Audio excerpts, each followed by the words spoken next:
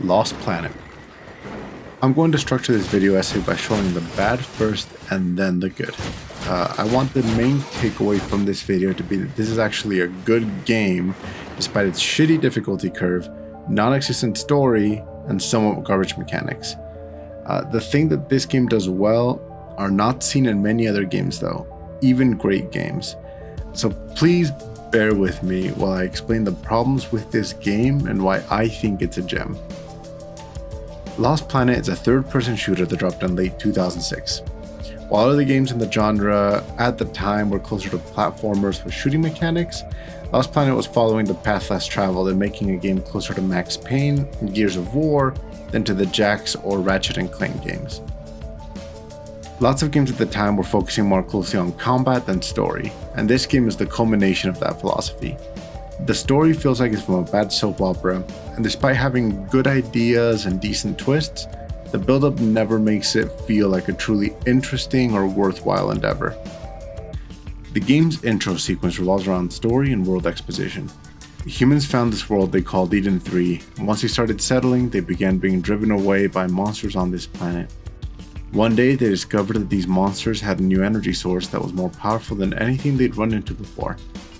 So in typical human fashion, they came back with big mech suits that run on this new energy to fight the monsters and farm them for resources.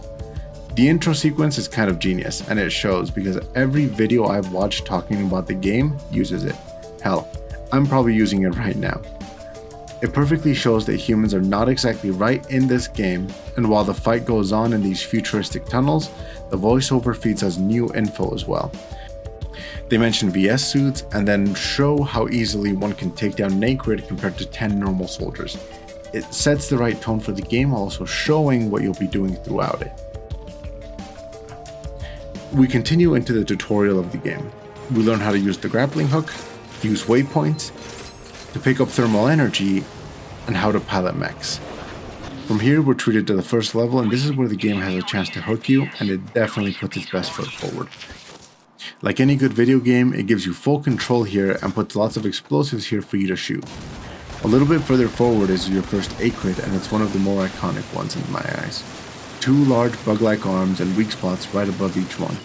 Once you destroy the weak spots, it can't use that arm anymore, and once you destroy both, all that's left is the big weak spot on its thorax. It's a simple fight, especially since you're in a VS. After killing this enemy, you're treated with a small parking garage. You'll need to hop out of your VS to continue, and this place perfectly shows how you'll be fighting nest and smaller enemies. Here you get grenades and shotguns, and along with the machine gun, these are a core part of the gameplay that I was still using until the end of the game. You'll get enough grenades that you can play around with them down here, and enemies are packed so tightly with abandoned cars and explosive barrels that no matter where you throw them, you'll kill something. From here you're put up against multiple enemies, and then traverse through some tunnels into the first boss fight. This is the part that really blew me away when I was replaying the game on the hardest difficulty.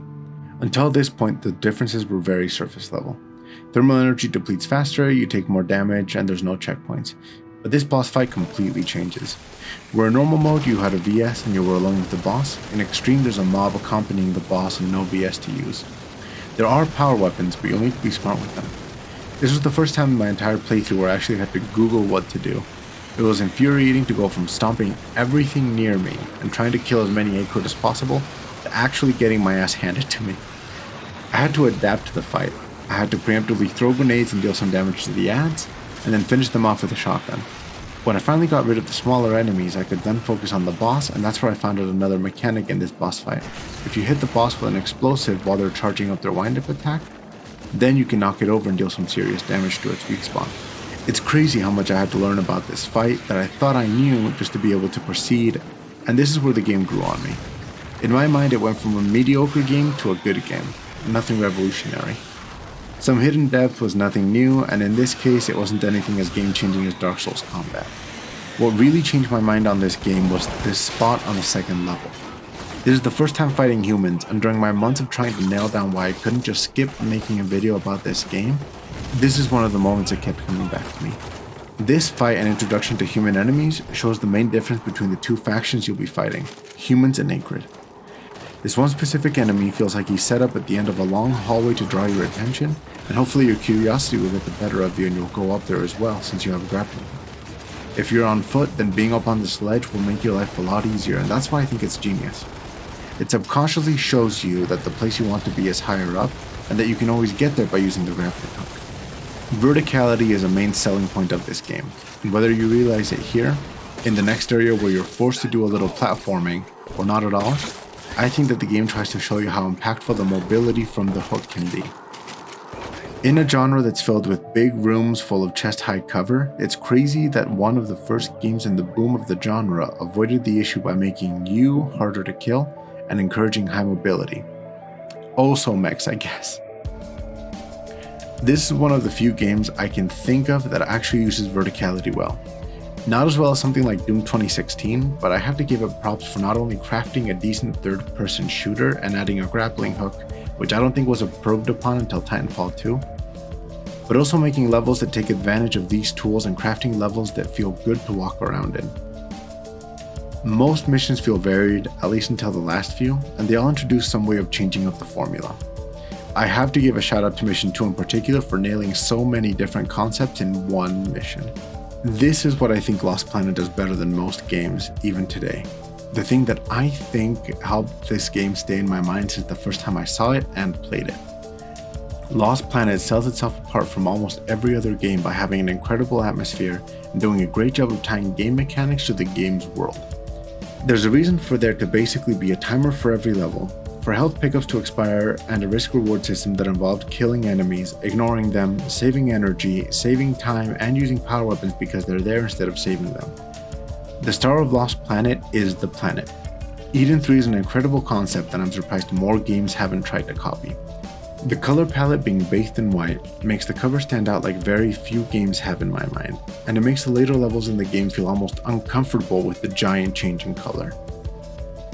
There are a few other things about the world that I've loved, but I want anyone that's actually curious about the game to give it a try and appreciate those on their own.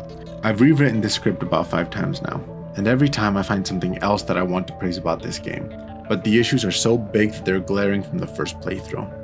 If you decide to play this game, I can't recommend the PC version enough. It looks good, it runs great, and if you're using mouse and keyboard, then the experience just feels better. Plus, you can normally find this game going on sale for about $5 on Steam. Lost Planet is a game that left a lasting impression on me. There's a reason I feel the need to buy it every time I see it. It's not the best game ever. It's got glaring issues in the story department, and the combat can feel kinda clunky. But the things it does well have stuck with me in a way that very few other games have.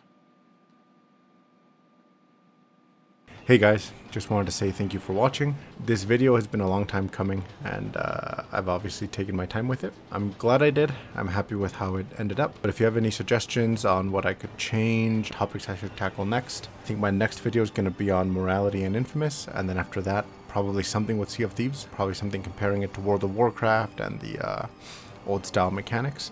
But yeah, any suggestions I would love to hear, and thanks for watching.